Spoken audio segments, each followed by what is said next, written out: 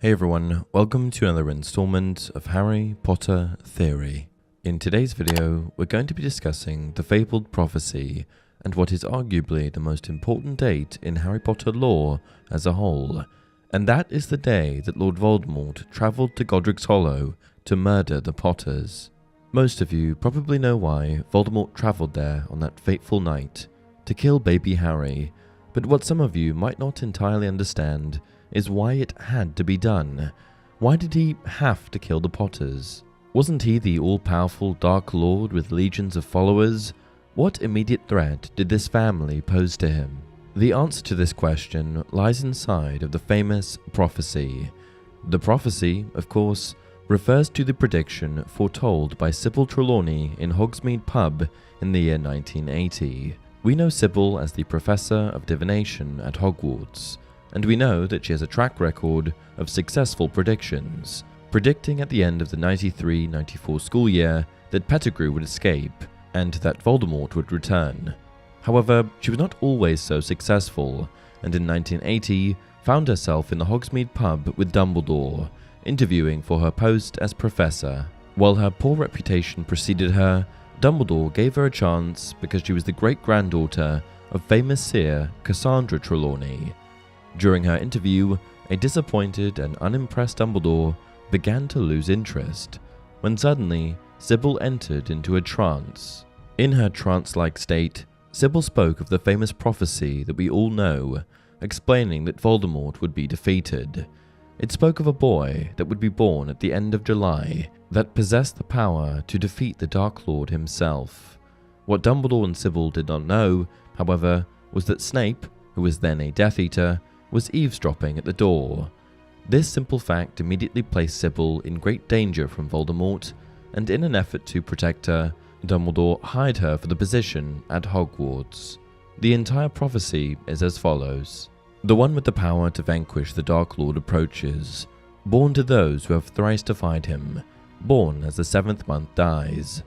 And the Dark Lord will mark him as his equal, but he will have power the Dark Lord knows not, and either must die at the hand of the other, for neither can live while the other survives. The one with the power to vanquish the Dark Lord will be born as the 7th month dies. What's interesting about Snape eavesdropping is that he did not hear the prophecy in its entirety, and only told Voldemort what he remembered. Because of this, he missed out very important details, like the fact that Harry would be marked as his equal, and that he would possess unknown power. Snape also almost immediately regretted his decision to tell Voldemort, as he quickly realized that it would place the life of Lily Evans, the only girl he ever loved, in jeopardy.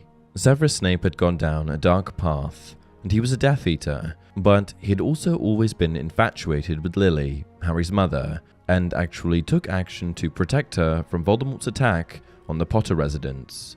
He knew that he would have to do something if he wanted to save her life, and with nowhere else to go, Snape turned to his enemy at the time, the leader of the opposition, Albus Dumbledore. Well, Severus, what message does Lord Voldemort have for me? No message. I'm here on my own account.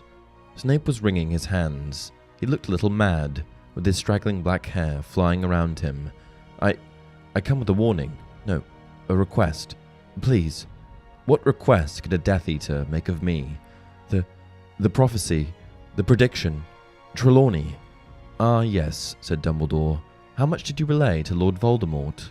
Everything I heard, said Snape. That is why. It is for that reason. He thinks it means Lily Evans. The prophecy did not refer to a woman, said Dumbledore.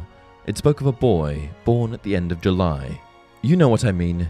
He thinks it means her son. He's going to hunt her down, kill them all. If she means so much to you, said Dumbledore, surely Lord Voldemort will spare her. Could you not ask for mercy for the mother in exchange for the son? I have asked him. You disgust me, said Dumbledore, and Harry had never heard so much contempt in his voice. Snape seemed to shrink a little. You do not care, then, about the deaths of her husband and child? They can die, as long as you have what you want? Snape said nothing, but merely looked up at Dumbledore.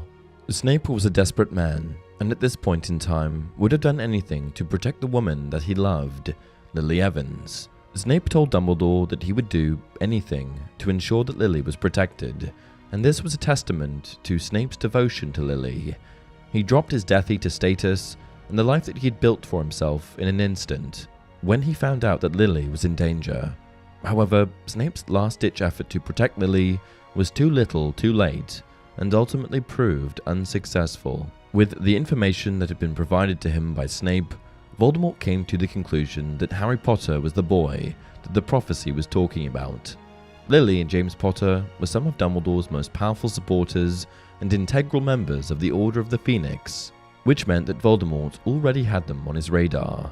Snape, who hated James Potter vehemently, helped him with this intel. The only other option for a child that posed this threat to him was Neville Longbottom, who was born on the 30th of July, but Voldemort firmly believed that it was Harry. This brings us to Voldemort's next move. Partially driven by ignorance and partially by foolishness, Voldemort believed that he would be able to circumvent the prophecy by murdering Harry. On Wednesday, October 31st, Voldemort travelled to the town of Godric's Hollow, where the Potter family lived. It was here that Voldemort, in an attempt to murder Harry, ended up murdering James and Lily. Voldemort did not go there with the intention of murdering Harry's parents, as to him, they were no immediate threat. However, they did get in the way, which meant that he would have to dispose of them. He had a very specific goal, and that was to kill Harry. When he entered their home, he first ended the life of James Potter, and then began making his way towards Lily and baby Harry.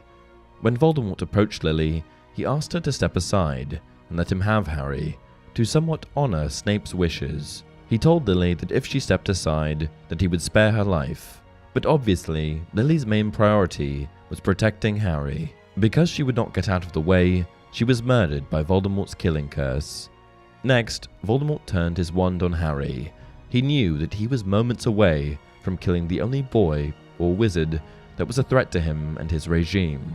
However, what would happen next is something that he never could have predicted, as after firing a killing curse at Harry, his curse rebounded back at him.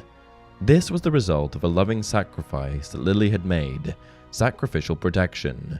When the curse came back at him, it destroyed him, and it marked the end of Voldemort, for a time, but it also tragically marked the end of the Potters. This date, October 31st, marked the end of the First Wizarding War, secured Harry's reputation as the boy who lived, and marked the point at which Snape's allegiance completely shifted. This was a prominent date in history, as it allowed the Wizarding world, at least for a time, to get back to normal. During the First Wizarding War, Voldemort really peaked in terms of power. Sure, he was able to secure followers and get his body back in the Second War, but in the First War, he really had a strong, secure, confident grasp on the Wizarding world. He knew that he was in control, and everyone else knew it too. That is what makes this date so important, as if the events of this day didn't occur, Voldemort's rule over the Wizarding world may have just lasted forever. And that's it for this video. What video do you want next? Let me know in the comment section below. Until next time, remember, it does not do to dwell on dreams and forget to live.